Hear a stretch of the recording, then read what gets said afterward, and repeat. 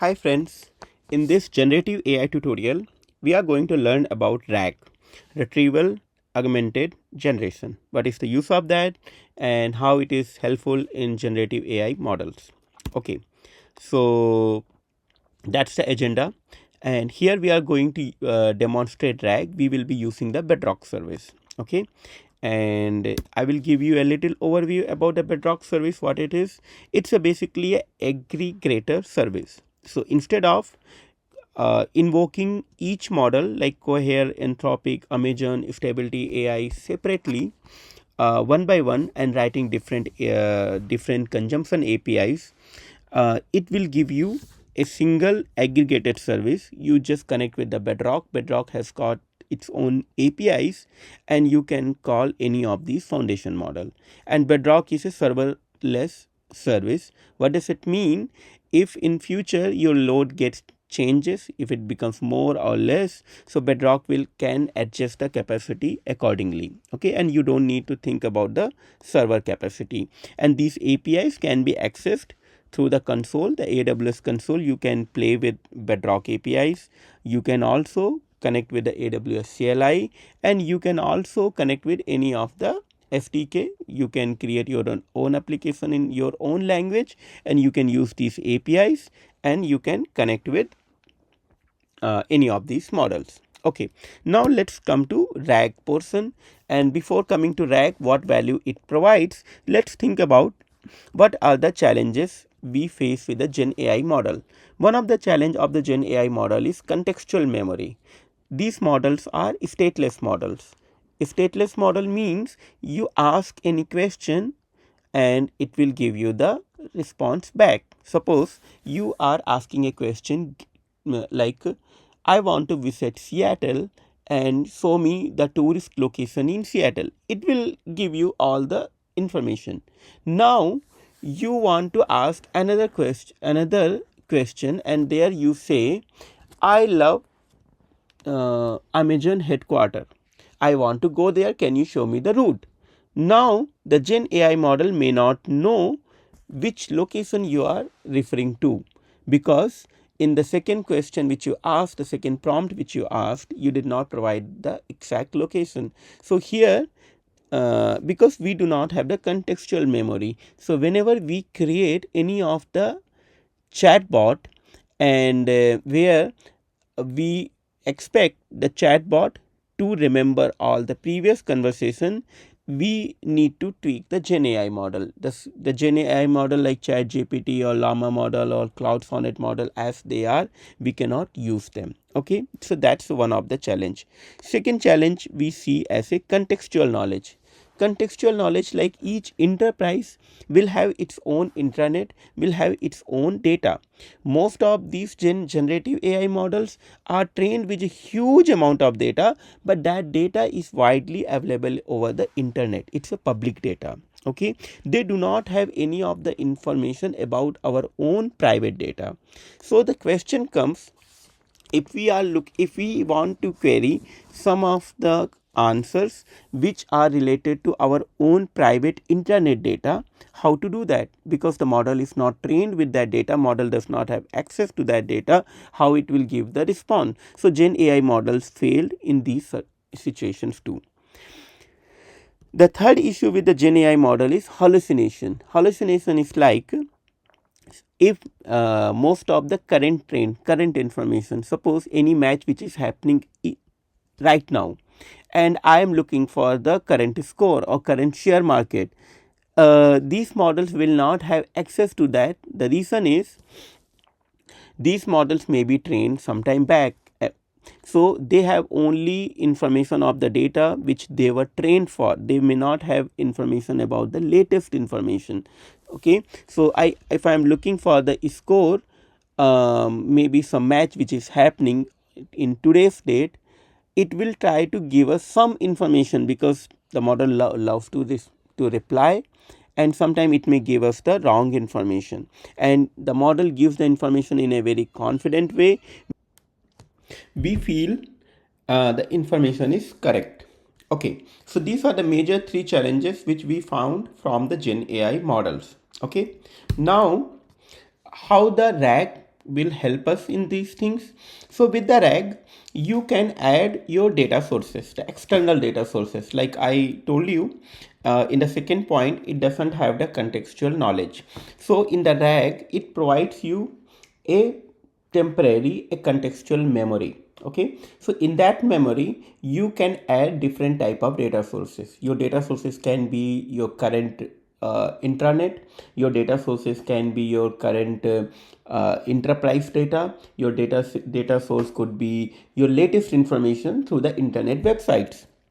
Okay, so basically your Gen AI model, you are customizing according to your own need by providing your own information. Okay, and with that you can easily use any of the Gen AI model with the retrieval augmented generation mechanism. So what it does, it improves your factual consistency. Okay, because it has got more up-to-date information which is relevant to you. Okay, not only it doesn't only behave like an internet search engine. Okay, it enhance your domain specific knowledge. You are providing extra information to the Gen AI model, and which internally reduces the hallucination. Okay, where we can use this?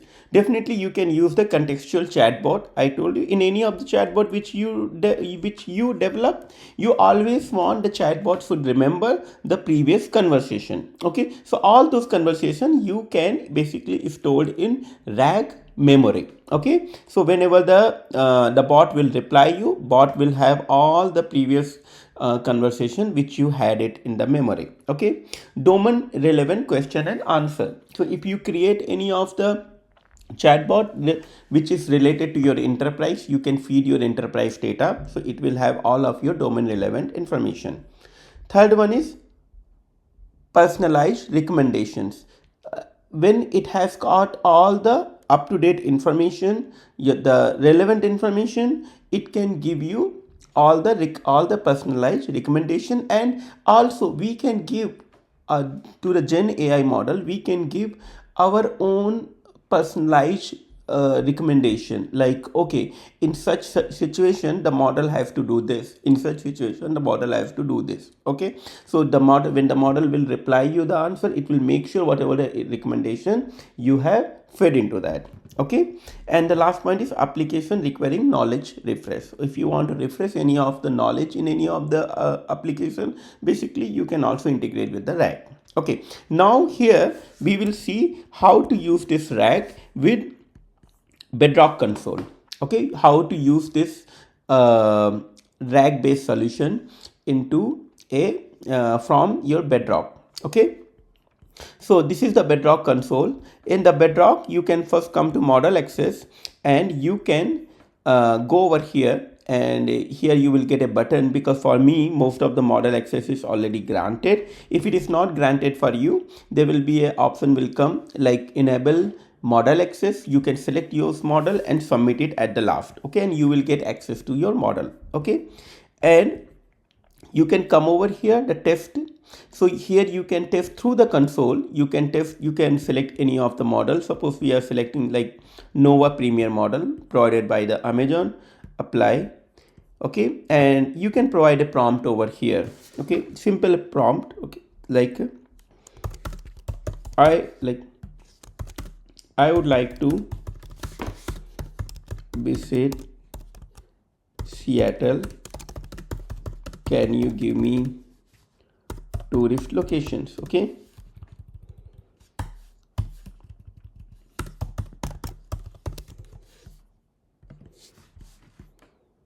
okay, so the model gives you all of the information. Okay, but again I told you, this Gen AI model is a stateless model.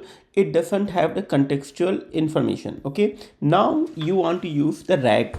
Okay, so using the RAG, you have to integrate your data sources. How to integrate your data sources? You can come to knowledge base. Okay, you can create different type of, you can integrate different types of data sources. We will look over here. First, create over here knowledge base with Gen AI, and you can give any default name. And here I'm going to give some data which is related to some AWS documentation, which talks about different types of AWS storage services, like I say EBS service. So we have some documentation about the EBS, the FAQ documentations. Same way EC2 and ECS service, simple storage service. Okay, so these all documents I will try to store in one of the S3 bucket. You can create a S3 bucket. I just created a S3 bucket with the name AWS Data Mohit. Okay, and I uploaded all of these documents over here. Okay, so this document is something like I say extra storage which we are providing to our GenAI model. Okay, so come over here and here select data source as a S3.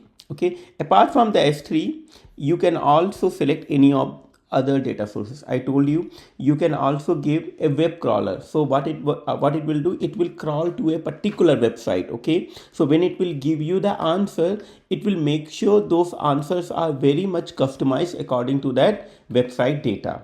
Okay, you can also use the Confluence. Confluence is a data storage platform. Same way the Salesforce and your intranet says SharePoint also you can integrate with that. Okay, but here we are integrating with S3. Tags, these things you can leave it as optional. Okay, here with the S3 URI you can select your S3 bucket from here, choose. Amazon Bedrock, you can have the default parser. Chunking strategy you can keep as a default. We are not doing anything, just put as everything as a default. Here you have to select a embedding model. Okay, so currently there are two embedding models. One is provided by the Amazon and one is provided by the Cohere. Okay, I will talk later what is this embedding model and what it does, but basically in a very short, what this embedding model will do, it will whatever the external data sources you have provided. In our case we provided S3 data. Okay, so it will, this embedding model, it will basically divide this data and make different small cluster sizes. Okay, and it will store in a vector store. Okay, so when we make any new request to GenAI model, the GenAI model, the request will basically go through this embedding model, get all these vectors, and then it will create a customized prompt and give to GenAI model, and then GenAI model will give us the response back. Okay, so I'm just selecting here Titan text. It's in very high level. So here if you see, when we are creating a embedding models, it is asking us to create a new vector store. Okay, I can create a new vector store using the OpenSearch serverless, and next, and create knowledge base. It will take maybe few minutes, so we will take a pause. So okay, our serverless vector database is ready, knowledge base is ready. It takes couple of minutes to create your knowledge base. Okay, once your knowledge base is created, select your knowledge base over here and sync. Okay, it may take again 1 minute or something. So what happens, your knowledge base will get synced. Okay, and then you can test your knowledge base. Okay, now you can directly go and test it. Okay, for testing you have to select a model, means which model you want to query. Okay, so here retrieval and response generation, data sources and model. Query the data sources and generate responses based on retrieved results by using the specified foundation model. So basically what it does, you created a data source, right, our S3 data source here. So it will query this S3 data source and then it will take as a prompt, and then it will go to your GenAI model. The GenAI model will tweak all that information and send you the information in a proper way. Okay, so let's have which one we should select. Any of you can do it. Let me have it as a Nova Premier.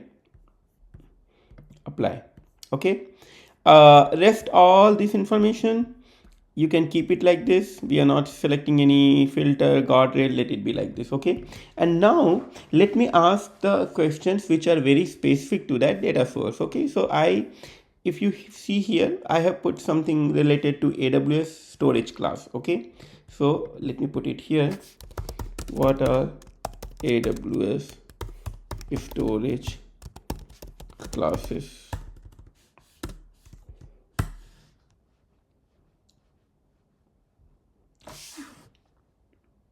So you can see it says Amazon S3 offers various storage classes, intelligent tiering, S3 standard, and all those things. Okay, and here you can see the most important thing is you want to know whether this data is coming from your data source or this data is coming from the internet. Okay, so you can click on the details and you can see here it goes to source chunk 1.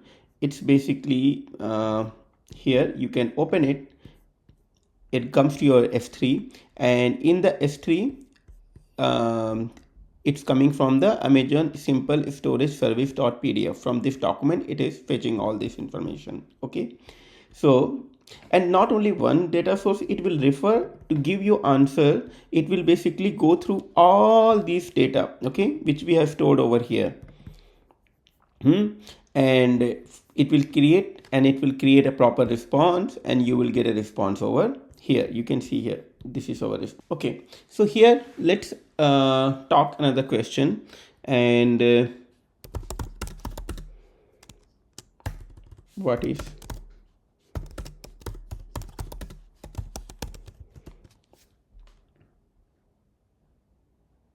okay, so I got a response, EBS storage and what it does. And if you go to details, it will tell you again what are the different source chunk it has taken its data.